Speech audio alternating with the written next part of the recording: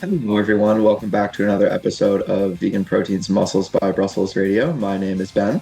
And I'm Danny. Thank you for listening and tuning in. All right, everybody. So we don't often have guests on this podcast. We've only done it a handful of times, like ever. So I'm really excited today. We have Plant Fit Meg on. If you guys aren't already following her YouTube channel, I would highly recommend that you do it. She puts out really great content, actually kind of similar to the content that we put out, which I think is how we found each other. Or at least that's how I found you in the first place. And also the same name on Instagram. And I don't think I've been following you since you first got on YouTube, but it's been at least a few years that I've been following you there. I would love to hear a little bit more about what, and I think I know some of it, but I don't know all of it. What got you into like your plant-based journey, your wellness or fitness journey, and eventually like taking it over to YouTube?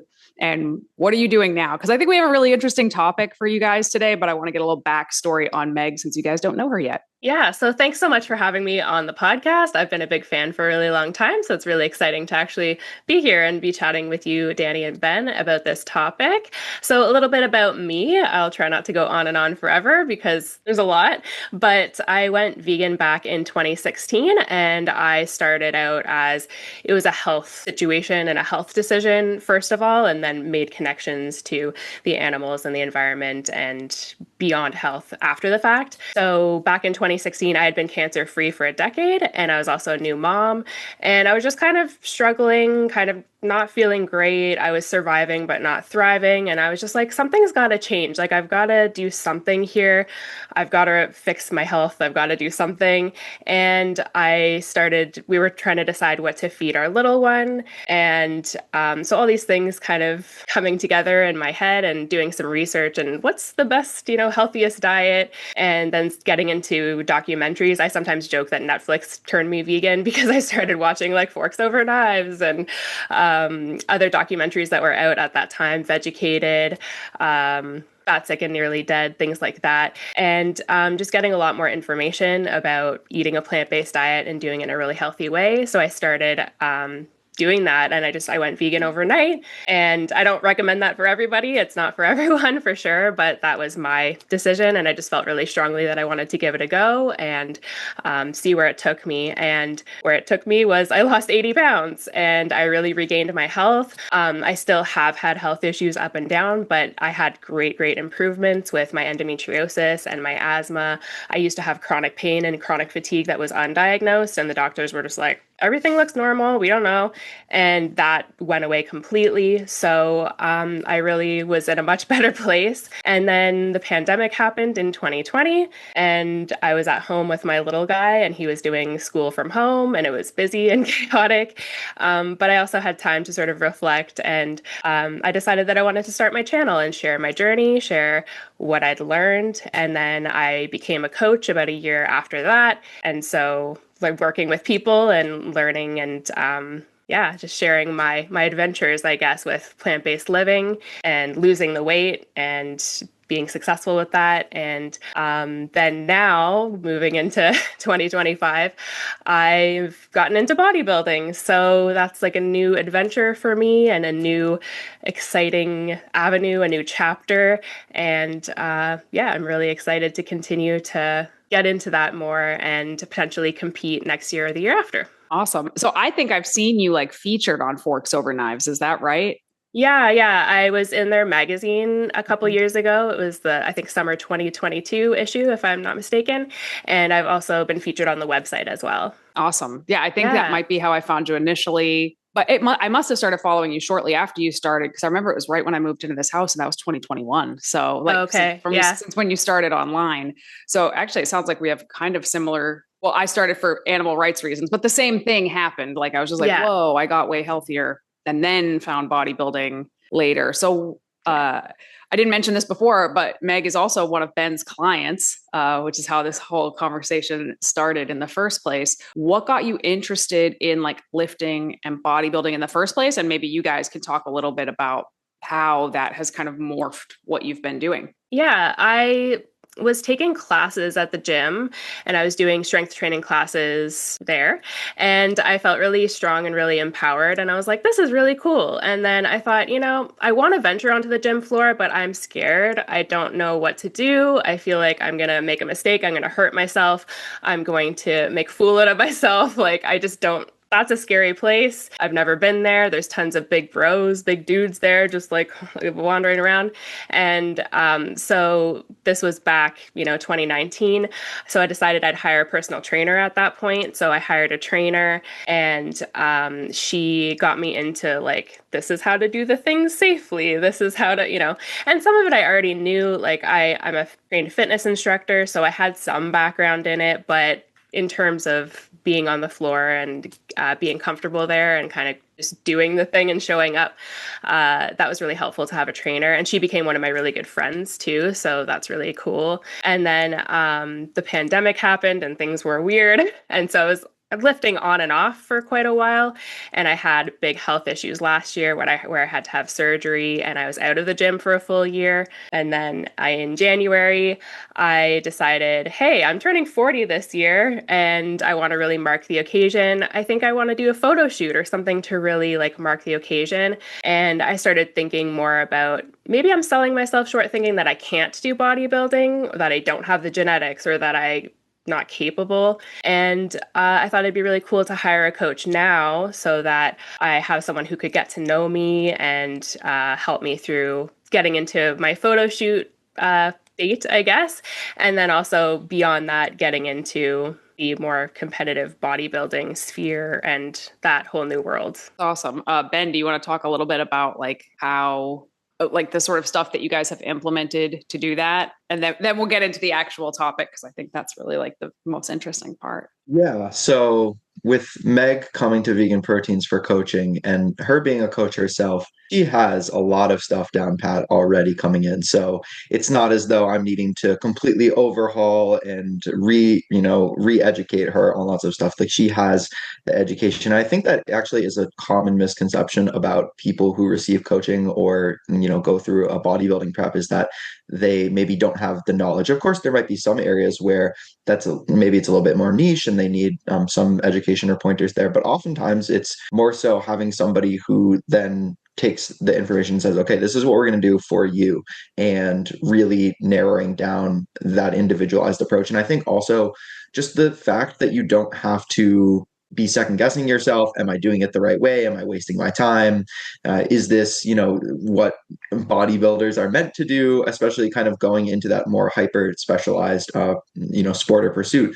So if there's somebody who comes to me who wants to compete in bodybuilding, if there's someone like Meg who has been lifting for, a good period of time, they have a lot of really solid nutritional habits. Meg said she lost over 80 pounds. You have to have some really solid habits and knowledge to be able to go through that process. So a lot of what we've been working on is kind of just nailing down, okay, what are the differences between being somebody who is generally fit, healthy, goes to the gym consistently, does the nutrition, and then somebody who is going to step on a bodybuilding stage.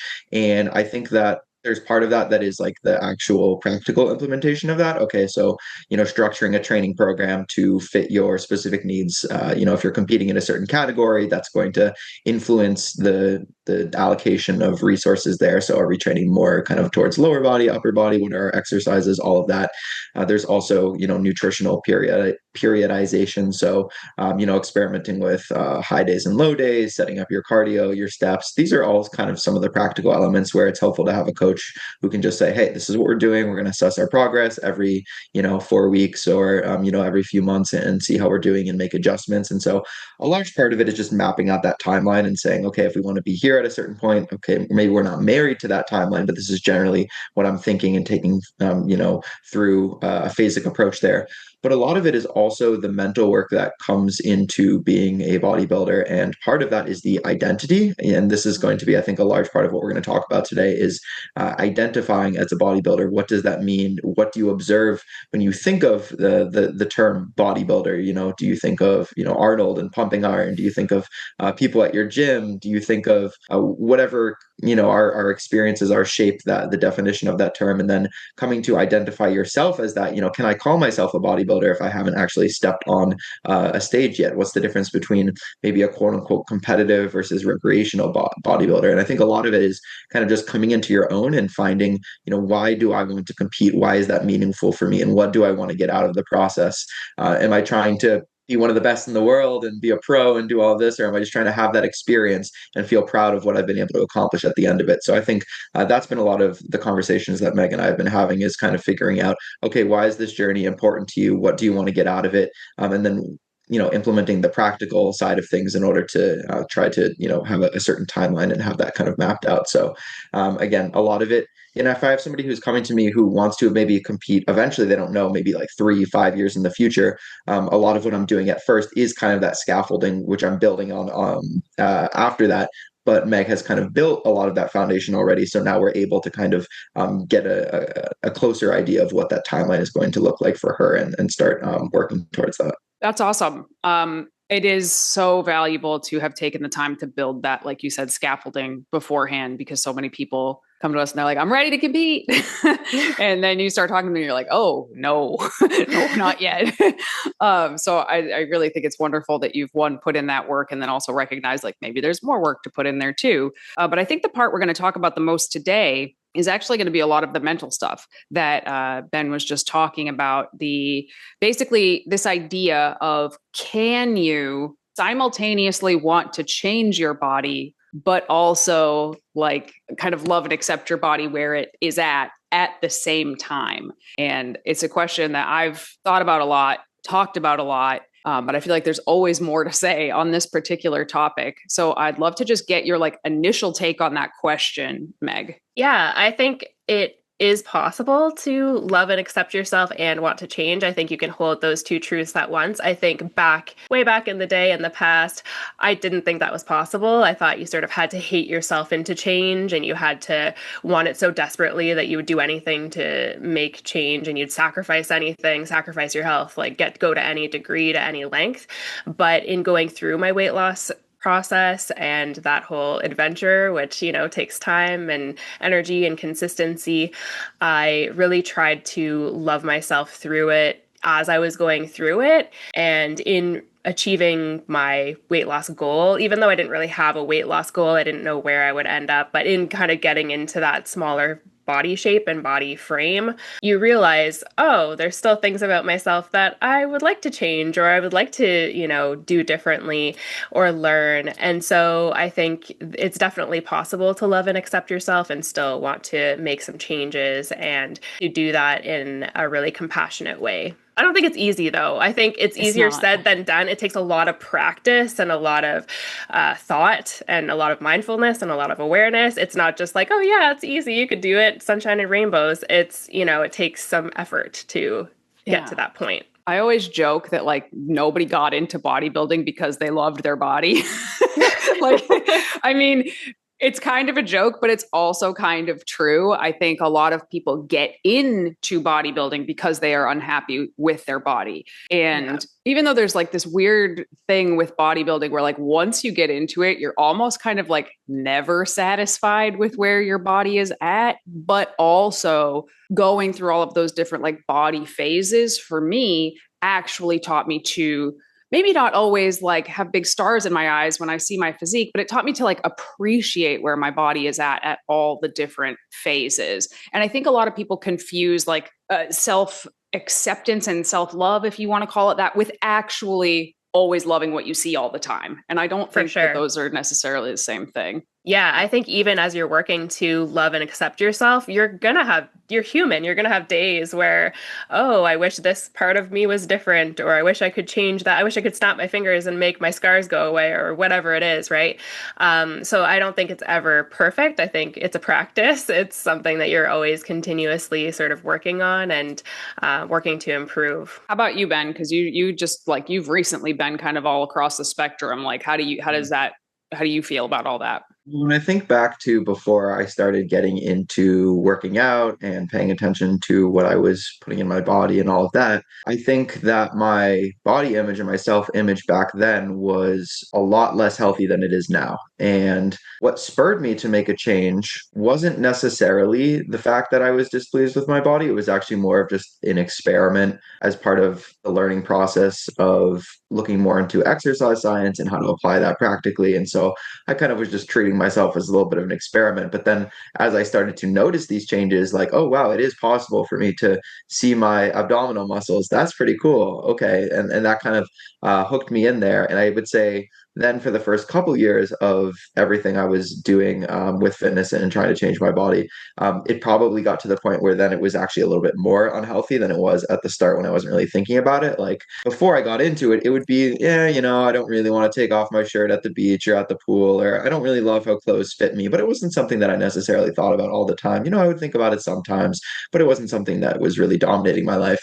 And then it became about, oh, I have to maintain this certain appearance, and I'm becoming known as kind of this fit guy in my friend circle. And so there's some pressure there. I've never looked like this before. I don't want to lose it. Kind of a little bit of a scarcity mindset there. So then for a couple of years, I would say it was not as healthy, and my relationship with food was not as great during that time period either. But then once I was able to kind of accept the phasic nature of body composition, or I really accepted the fact that I wanted to grow muscle, and that was going to require me getting a little bit uncomfortable with where I was at, and going through these phases of building and then doing a fat loss phase and kind of doing that over and over and over. I think I came more to body neutrality, which is just like the fact that, hey, I can appreciate different aspects of these different bodies for myself. And, I like being a little bit heavier for these reasons. And I like being a little bit lighter for these reasons. And it's okay for them to fluctuate. And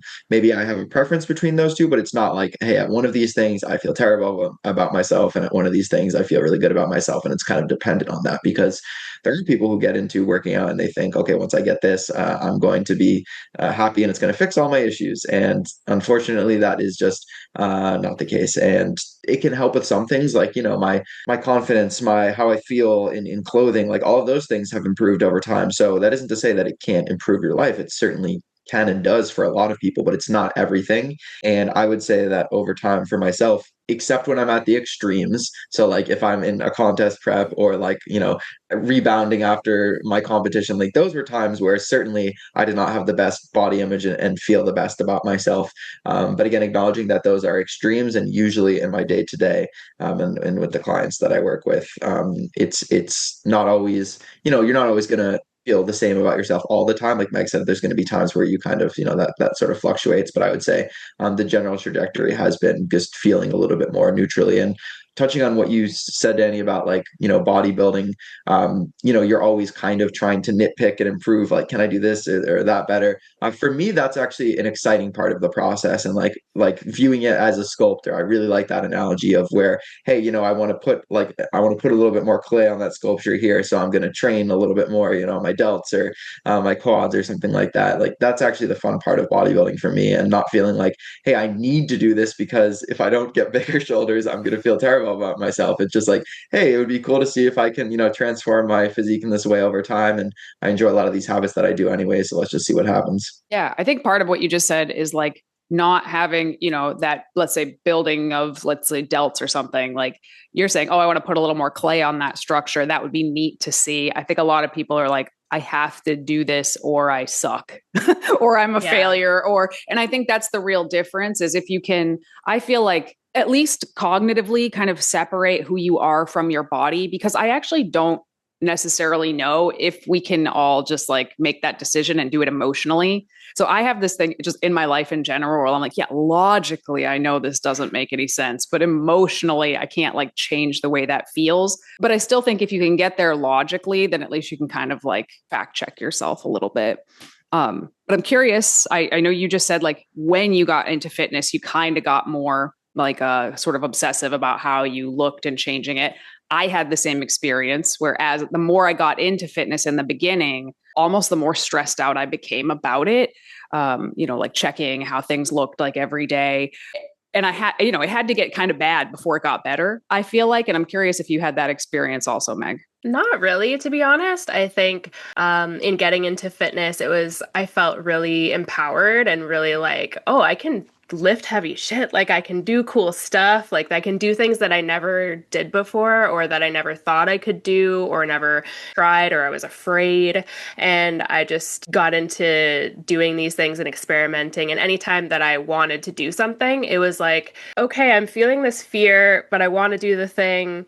And what do I do? And it's like, okay, just do it. Just try it. You might love it. You might hate it. Just give it a go and see what you think. Like when I was first embarking on my weight loss journey, a few months into it, I decided I wanted to start running. I had never run, like I'd played soccer as a kid, but in terms of actually running just for the sake of running, that was never a thing that I ever thought I would do. I wouldn't even run for a bus in the past. Like it just, it wasn't part of my life at all. And it was a really big challenge, especially with asthma and being very overweight still. And, it was slow and it was hard, but it was proving to myself that I could do something difficult and feeling really empowered with that. And then through out time, like getting into calisthenics a little bit and experimenting with like handstands and doing like weird stuff like that. And then getting into strength training and feeling like, oh, I'm really making progress and feeling really good. And I've had those moments where it's been taken away from me, right? Where I'm sick and I can't do what I want to do. And I think so that gives me a different perspective in terms of being able to do the thing. I'm just so grateful and so happy about it most of the time that it gives me a bit of a different lens to see it, I think, through. And also not being so body focused. Like obviously with bodybuilding, there is a certain amount of that. I do want muscles. I do want to get stronger and leaner, and that'll be cool and it'll be fun. But I think kind of leaning into what Ben was saying about it being about sculpting your body and kind of seeing what you can do with it and making it an experiment and not linking your worth to it, right? Like you can want to try to do these things and experiment and see what happens, see what your body's capable of. You might see someone else doing something and they have, amazing genetics and have been training for 20 years and this and that, and kind of getting out of the comparison game with that and just focusing on you and what you're capable of and what's changeable for you and what's not. Because in the past, I wanted to have a ballerina body. I was a dancer. I wanted to be like shorter and just smaller statured and all these things. And like there's certain aspects that you just can't change, right? Like I have broad shoulders and there's just certain things that aren't changeable. But I think recognizing that and accepting those things and then looking at things that are changeable and are shiftable and doing what you can to make those changes in as healthy a way as possible physically and mentally is kind of my approach and how I want to go forward with bodybuilding. It sounds like Ben and I both kind of got into training for like aesthetic reasons. Was that true, Ben? Like that's kind of why you started. Okay. And Meg, it sounds like you got into it initially for health reasons. So the stuff you were focused on was like skills and being able to do new things and how your body actually felt. And Ben and I were more focused on like, how is my body changing? What does it look like? And I think that's probably a large reason why both he and I had similar kind of going down more unhealthy path experiences. So if anybody's listening, I think a good takeaway from this is like, just don't dive right in. I can't stress it enough. Don't dive right into the dieting phase of things because there's other things to focus on first. And I just think someone's going to have a much better experience if the aesthetic stuff comes later. And I also think they're going to have better results. Like I stand by that. So I'm curious though, now that your kind of focus has shifted a bit from skills and in some part strength and things like that to something more aesthetic based. Because at the end of the day, like I love bodybuilding, but I mean, it is what it is, right? Like it's a muscle beauty pageant at the end of the day. Like how has that shift? Have you felt that shift anything in you that you were like, I don't know how I feel about that?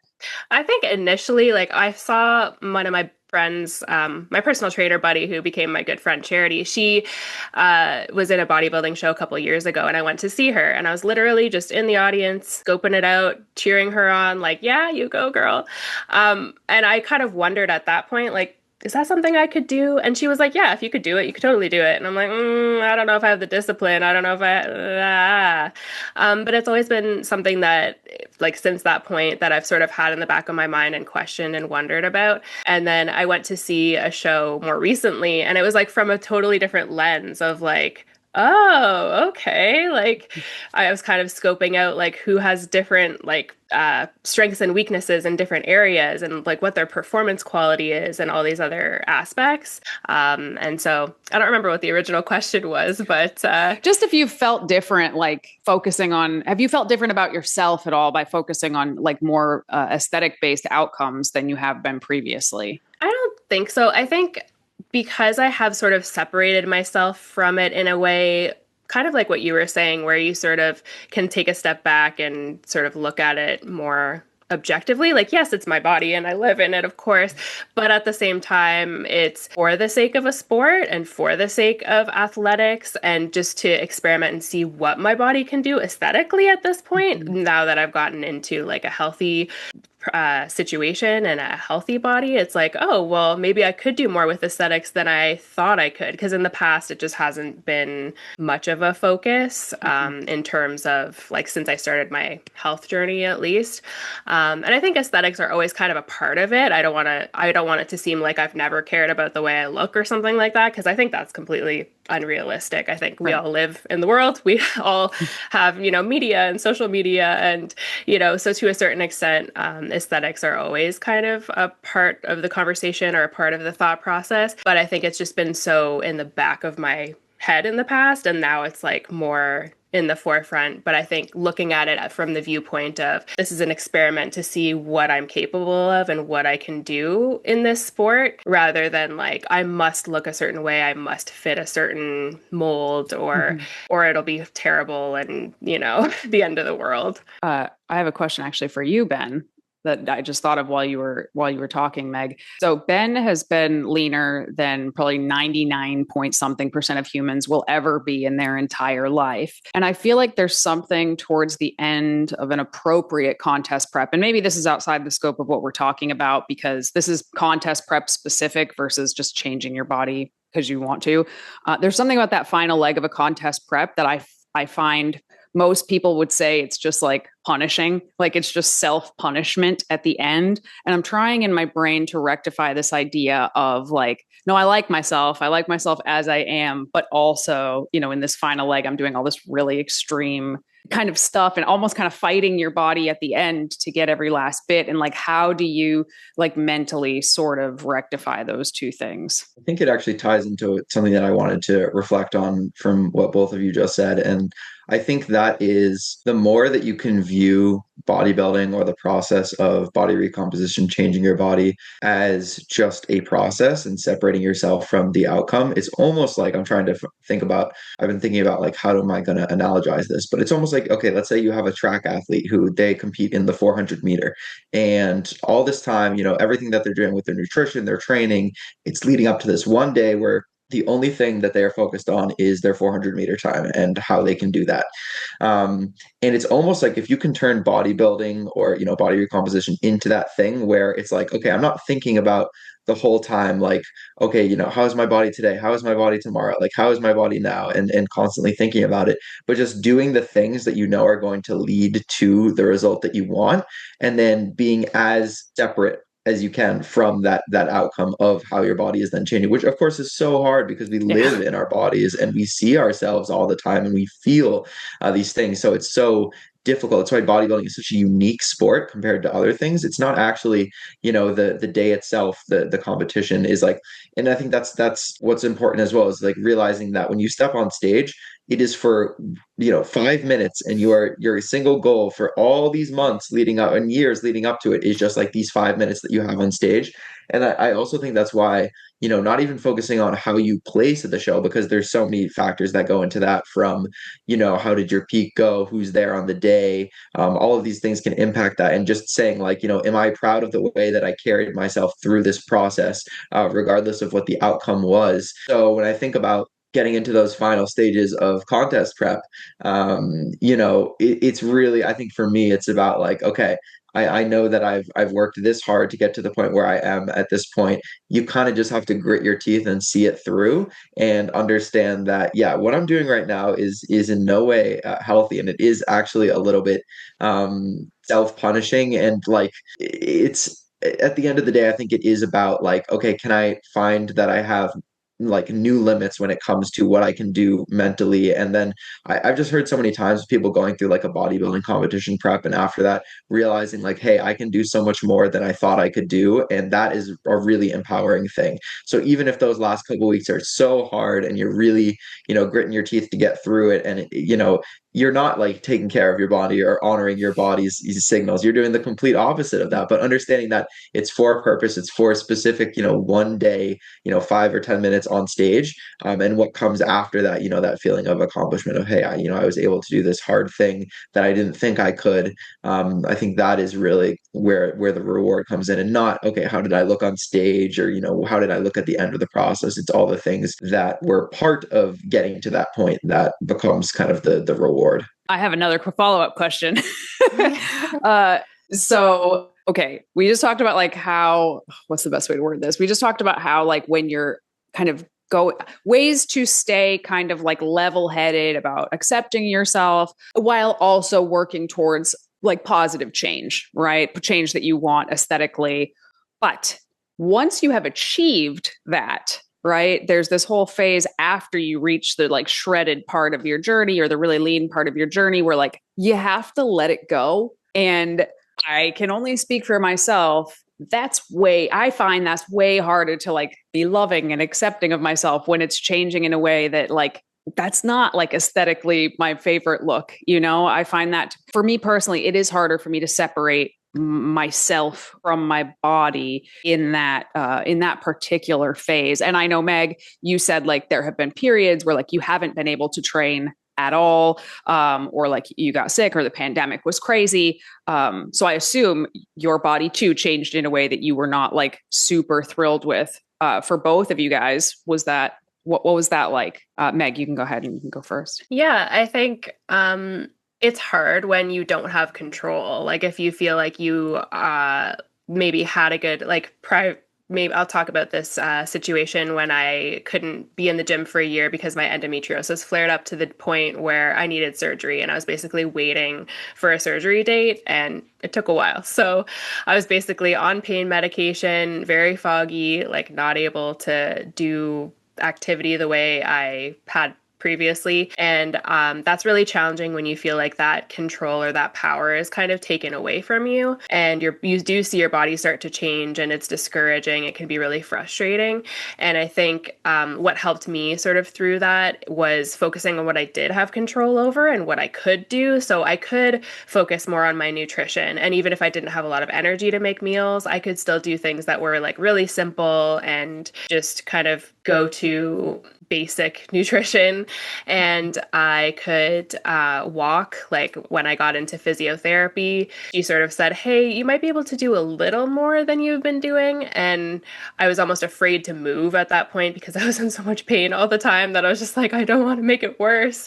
But sometimes being completely still and completely immobile does make things worse, right? So finding that sweet spot can be really hard of what am I actually capable of and what I can do in that kind of phase, especially if you're ill or something like that. And I think people with chronic illness will be able to relate to that. And just focusing really on what you can do. And every day is a little bit different too when you're dealing with an illness like that. And so kind of taking it one day at a time and like, okay, today I have a good amount of energy. I don't want to use it up all in an hour in the first, bit of my day. I want to spread it out and, try to find that balance and try to focus on what you are capable of and what you can do. Did you catch yourself like beating yourself up at all? Yeah, for sure. I think it's really frustrating, and you always want to be doing more. And I have the tendency of overdoing it too. So I had the tendency of, well, I'll just do my 10,000 steps. Like I'll still get my steps in, even if I'm really not doing well and I'm like dragging it, like trying to do anything like daily activities of living, right? And so taking a step back from that and saying, like we've been talking with phases, there's the bodybuilding phases of like bulking and cutting and, different phases. But I think just life generally throws phases at you sometimes, and you just kind of have to roll with it and kind of do the best you can through that phase and recognize it's not always going to be that way. There's hope, and you do what you can and focus on what you can do, and maybe get into other interests or let your emotions out in different ways. Because I know for me, going to the gym is an outlet, not just physically, but mentally. So it was like, how do I channel all of this going on in my brain? Like, I journaled a lot and I talked to my family and friends a lot. And so I just had to find other avenues to sort of help me through that process. Yeah. How about you, Ben?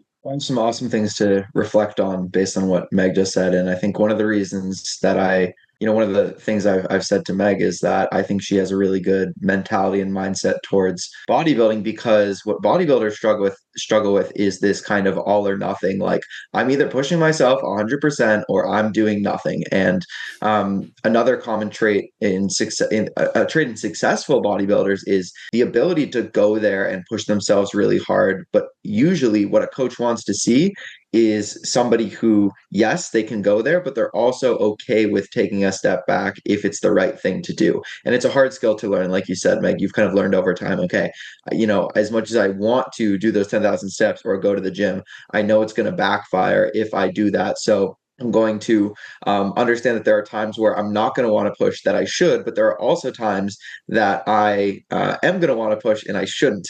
And I think that having that kind of objective third party of having a coach is helpful with that. But also there is a lot of athlete input, and Danny and I could both speak to that, where when we have somebody in a prep, it's not, we're often asking them like, what do you think? Because it's one thing to know a lot about somebody, but to actually live in that person's body is something that only they can do. So I think it's really helpful for me to have an athlete who is very in tune with that and can say, okay, this is how I'm feeling, and what do you think? Should I push? Should I pull here, pull back here? And I think that going back to what I was saying with a lot of bodybuilders getting into fitness because it gives them a sense of control. When that control is taken away from them, they can really struggle with that and feel like, hey, if I can't do the full bore 100% thing that I want to do, then I'm just not going to do anything at all.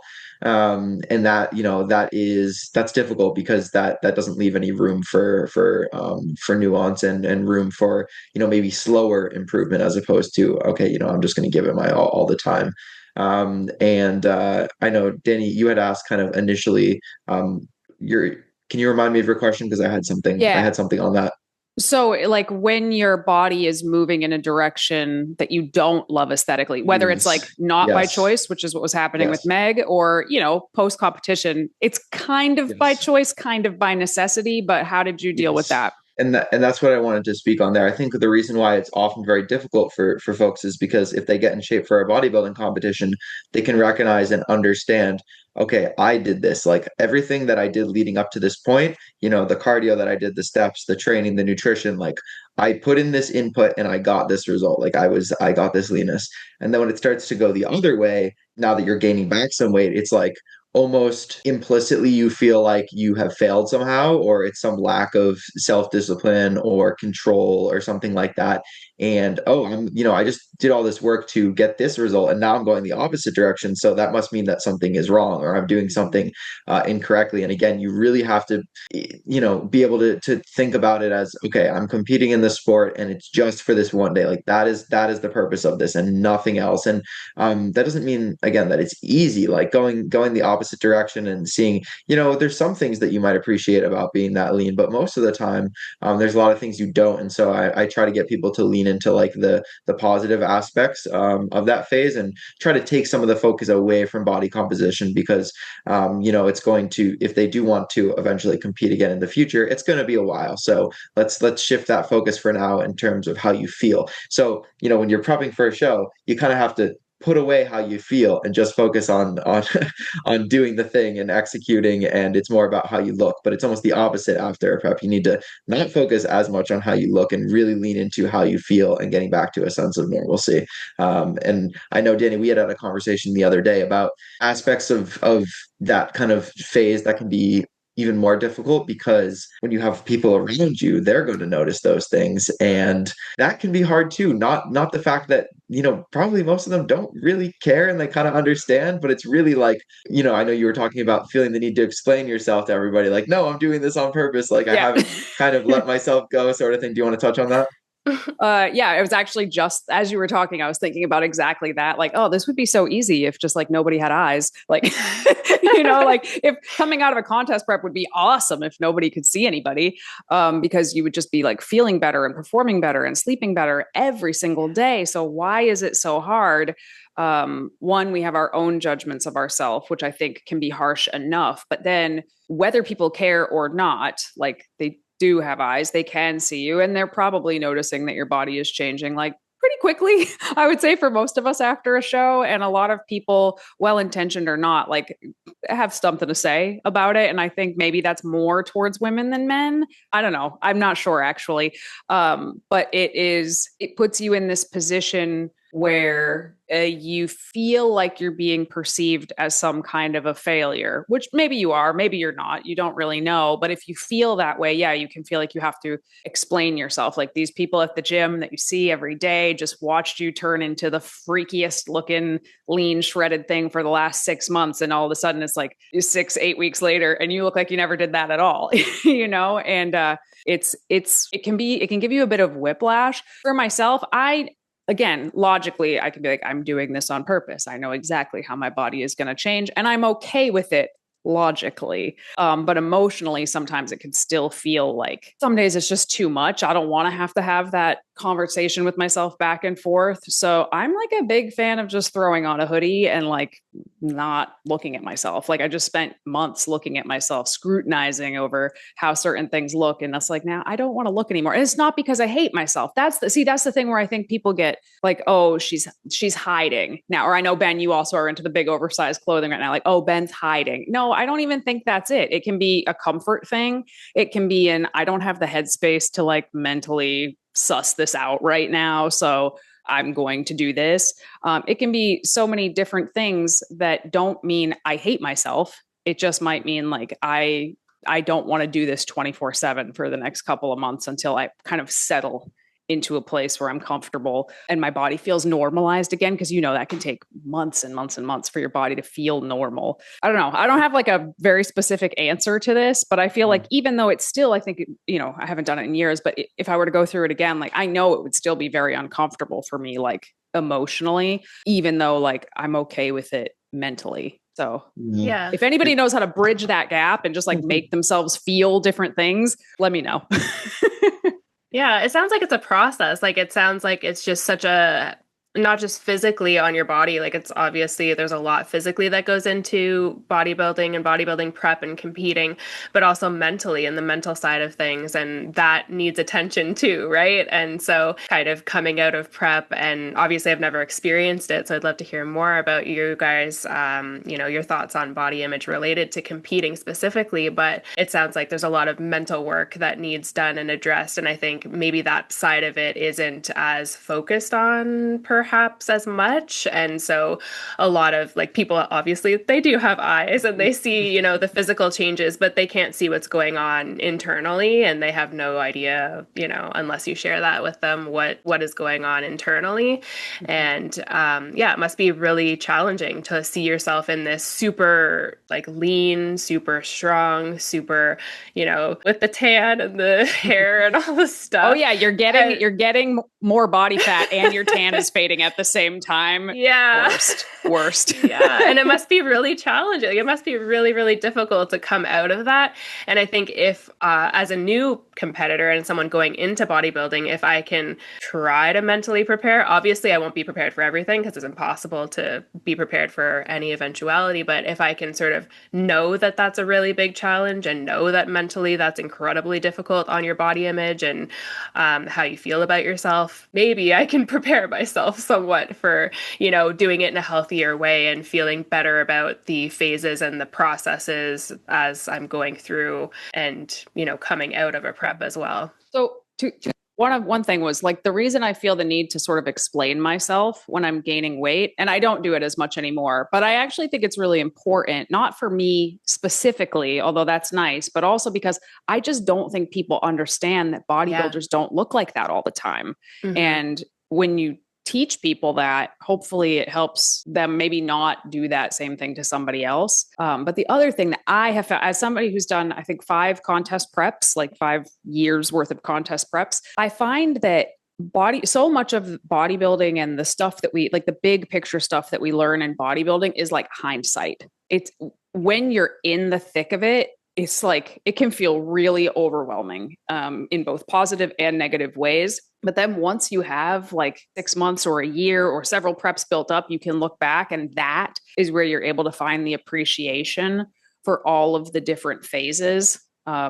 Even though it's still hard when you go through it. And I do think each subsequent prep like mentally gets a little bit easier because you do know what to expect, even if it technically gets harder because, you know, theoretically we should be getting better every time. That is, I feel like the curse of bodybuilding is all of the like real gold nuggets come in hindsight. And I just wish we were better able to appreciate them while we were in them. Yeah. Do you guys think that your body image has suffered because of bodybuilding? Or do you think you've found ways to have your body image improve through the sport and through bodybuilding? I'm really curious about that aspect of it as someone who's never competed before. You go ahead, Ben. I would say when you are really deep into a competition prep, usually you don't feel so great about the way that you look, even if you are kind of like really lean and you've seen things that you've never seen before. I don't know. I found for myself, maybe that's not the experience of everyone, but I found for myself, I was more nitpicky than I usually was, and was very like, oh, well, I need to be leaner here, and I'm not quite there yet. And so that phase can be hard, those final couple weeks, and then coming out of the show for all the reasons we mentioned can be difficult as well, which again I think is a reason why it's so important to have someone in your corner guiding you through that process. Like when we coach people through a competition prep, part of that process is also the post-show phase, and that's something that we have people work with us through, that where it's not just like, okay, you did your show, bye see ya, because that can be really hard to navigate on your own through that time period. But not everyone actually has a difficult time post show. Some people are okay just kind of gaining the weight back and not really. I would say that's kind of a rarity, but there are folks like that. So it is going to be individual. Now, for my own body image with bodybuilding, I would say that I don't think it's gotten, worse over time. And if I think about kind of being a recreational bodybuilder versus kind of just taking it to the competitive level last year, I don't think, if I think about now versus 2 years ago before I started it, I don't really think that my body image is too different. Although I think for a while after, right after my show, it was probably impaired, just because, again, it is that like, oh, what are people thinking of me? I found that usually I like to post stuff on social media, my process, like sharing stories of what I'm eating, sharing my training. But I found that when I was doing my competition prep, maybe at certain points I was feeling excited about sharing some photos or something. But after the process, I didn't want to share anything. Just like what Danny said, you kind of just want to hide. And I think part of that is the part that is the component of it that you've spent so much time, like the last 6 or 8 or 12 months or whatever, you've been hyper focused on how you look all the time, and you're just sick of it, and you just don't want to devote any mental energy to it anymore. Like, you get that kind of way with food too. That's why it's so hard, because you spent so much time thinking about like food, whether that's having to keep it under a certain amount, or maybe you're, like the foods that you're eating are less inclusive, and so there's a lot of food noise, there's a lot of body image noise. You kind of just want to shut your brain off and just feel better again. And it's really hard not to like rush that process and try to get there immediately, but it does just take a while. And so I feel like I'm only at the point now, like I think back in April was probably the first time where I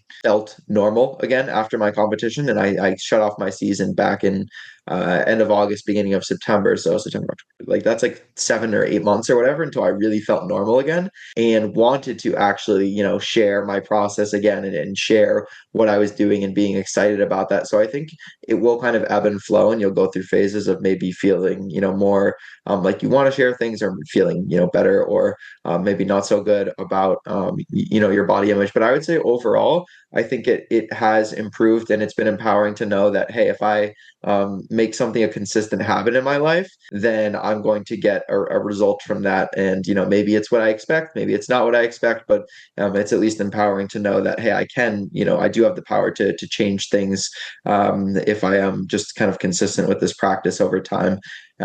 So I would say that it has, I would say, improved from when before I got into fitness, although there are times certainly where it's been more challenging and maybe not the best. I'm trying to think about like bodybuilding specifically. I think it probably definitely made my body image worse at points, but I think on the whole, it has improved it.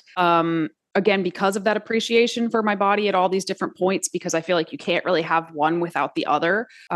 Like you can't get that lean sculpted look unless you put time in at a heavier body weight and a higher body fat percentage, and vice versa. If you don't have that muscle underneath, it's going to look very different at a higher body weight and body fat percentage. And also, I think it being natural bodybuilding was actually very helpful, because I had this idea of what bodybuilding was, and what that was all the people that are using performance enhancing drugs. So when you're actually backstage at a bodybuilding show where you think everybody just looks absolutely flawless, like that's what you expect to see, you see wrinkles, you see stretch marks, you see scars, you see people slumped over, like you see stuff. You see people that you're like, does that person even like lift? You're not 100. And then you get on stage and you're like, whoa, like it's a totally different look. So that actually was really helpful for me to see all of those things. I actually think this is a different topic. We don't have to go down this rabbit hole, but I actually think working in the fitness industry has been harder on my body image than bodybuilding itself, because it's like when your income sort of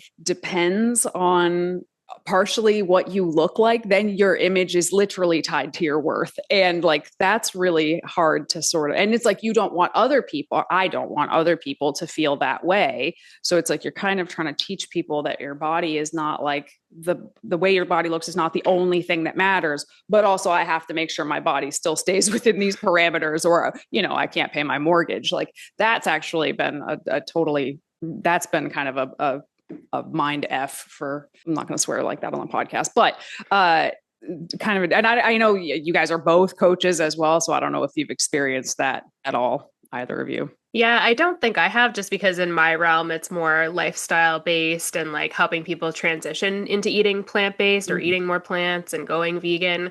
And often people who come to me are quite overweight or obese. So less in sort of the fitness realm, I would say, and more so like general lifestyle. Obviously, I encourage people to move their bodies and find ways that they love to move and to lift weights or to, get into different activities. But it's more so about building habits and mindset and food. Mm-hmm. One for me that I have had to change over the years who I follow on certain platforms. Yeah. Because there are certain people that maybe I like some aspects of what they share, but other times if they share something, again, nothing wrong with the thing that they're sharing, but I've noticed it makes me feel a certain way about myself that I don't want to feel. And I do find that I tend to get into that comparison game, especially with competitive bodybuilding. Like if I look at somebody who's kind of in my same age, and they've been training for a similar amount of time, and I'm like, oh wow, like look where they're at with where they want to be. And of course I know logically like genetics are a thing and environment and yada yada yada, but I still find that, okay, maybe they do educational content, but they also post a lot of photos of their physique. And as much as I appreciate the educational content that they put out, man, those times that they post like really get me negatively feeling about myself, or questioning or overthinking what I'm doing with my own process. So I've had to really be intentional about how I use social media and finding, okay,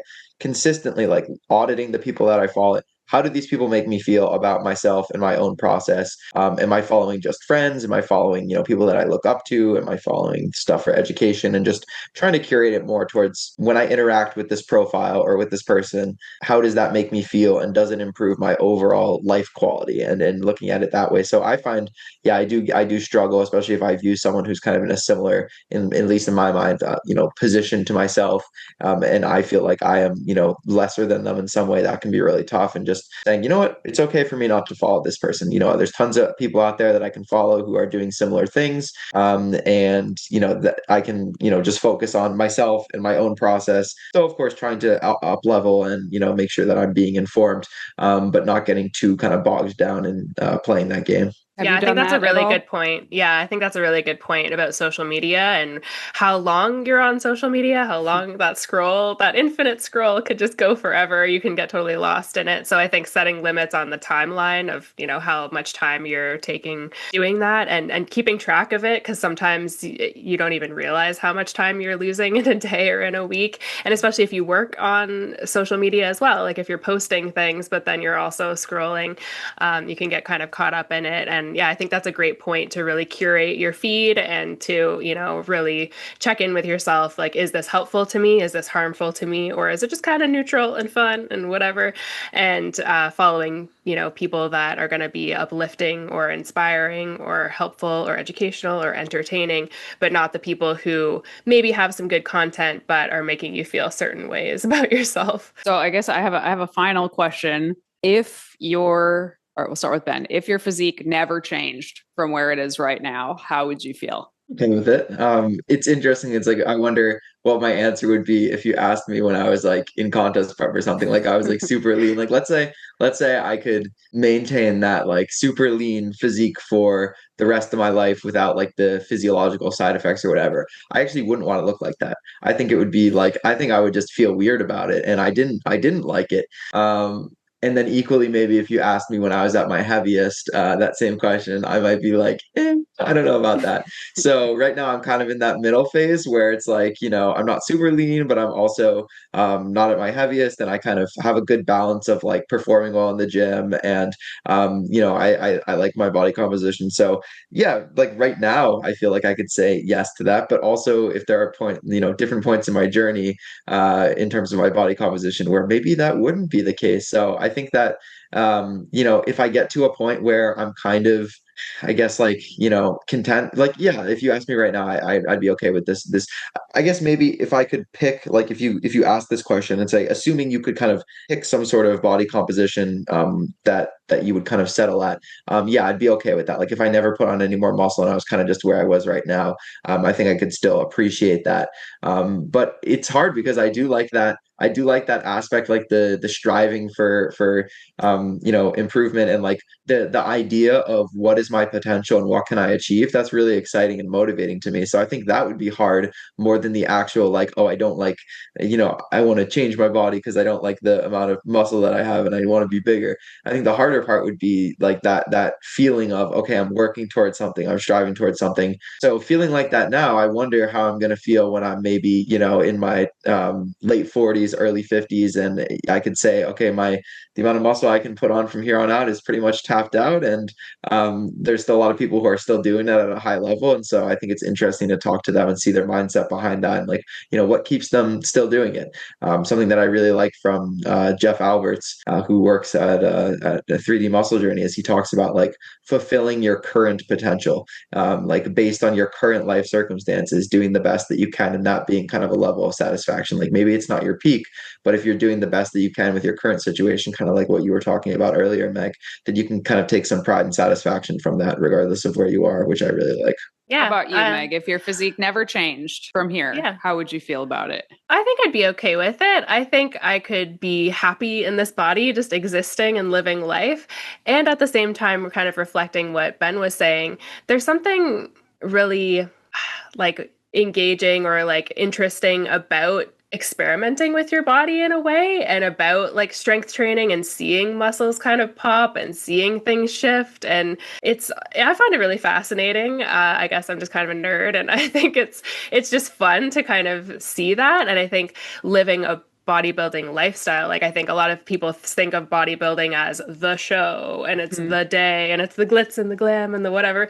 And obviously that's a component of it, and that is what you're working towards to compete and to be competitive and ideally do well in the sport. And at the same time, there's so much more to it. There's so much more that goes into it. And I think appreciating the bodybuilding lifestyle, and I think even if I was doing the bodybuilding lifestyle and my body didn't change at all, all, I could still be happy doing it because I like doing it. But I think it's very cool to see your body shift and see what you can do and see just how it changes over time. And I think it'll be really fascinating to see what my body looks like, a couple months from now, a year from now, and also to see how you guys progress and like what you look like in a year from now, 2 years from now, beyond, right? And the next time one of you steps on stage and how that looks like as compared to your previous competition and the previous, right? I find that really interesting too. My answer. What about you, Danny? My answer was almost the same, actually. Like, I'd be if I like physically, if I had to stay here, I'd be okay with it, I think. But I think it would suck a lot of the joy out of a lot of the bodybuilding processes that I enjoy. I enjoy doing them, like you said, but also like a huge allure of it is to do it to see what kind of things I could change. Yeah. And I've kind of been on cruise control for a few years, like not really going into like a bulk or a cut, just basically just maintaining and living, a lot of the habits that I've had for a long time. And I'm pretty happy there. But if someone said, but now you can't like do a bulk or a cut like ever again, then I'd be like, oh man, like that'd be way less fun for me. But I think that I really like that all three of us were like, yeah, I'd be okay with it. Yeah. And I think that's the place that I think some of the most healthy minded bodybuilders that I know are at, is like wherever they're at, they're okay with it, even if they're willing to or wanting to eventually make XYZ changes. And I don't know anybody who has successfully like hated their body into changing for the long term. Like maybe for the short term, but like those results don't stick around. So whenever I hear somebody trying to like shame themselves or berate themselves into having a different physique, I gently and kindly just suggest that they're kind of wasting their energy by talking to themselves like that. It's not actually helping them at all. And if they can just get to a place where maybe they're not like super psyched about their physique all the time, but they're like okay with it, I think that is probably the best place to be. Does that make sense? Yeah, that makes sense. That makes a lot of sense. And I think sometimes we think, oh, it has to be all or nothing. It has to be like, I absolutely love my body or I absolutely hate it and I want to change it. And it's like, no, I can love and appreciate and accept it. And I can also want to change, and I can bring those two things together and, not hate myself or hate my body through the whole process. Awesome. Well, this was a really great discussion, guys. I really appreciate you suggesting that we do this, Meg. I don't know which one of us came up with the idea first, but you're the one who made it happen. So thank you so much for doing that. Definitely, if you guys are not following Meg, Plant Fit Meg on YouTube and Instagram. Anywhere else that you're on? I do have TikTok and Blue Sky, but I haven't posted there in a while. So maybe I'll jump back on in there. But yeah. There you go. And Ben just recently changed his Instagram name to Benji Prodigy. Is that right? Yeah, Benji_Prodigy. There's some meaning there, but I won't get into that right now. That's a conversation for another day. I love it. I love it. So definitely make sure you're following these two. I guess Ben and Sawyer are going to bring back their podcast also. So keep your eyes out for that. Where do you get your protein? That's what it's called, right? Which interestingly was VeganProteins' original slogan in 2008. So I think that's really funny. So yeah, that's funny. If anybody is interested in any kind of one-on-one coaching, we will leave the links to the assessment form in the show notes or in the description on YouTube. So just fill that out. You'll hear back from one of us within a business day. We also have some recipes, meal plans, stuff like that you can download for free down below. Once again, my name is Danny. Ben. I'm Meg. And we'll talk to you soon. All right. Bye. Bye.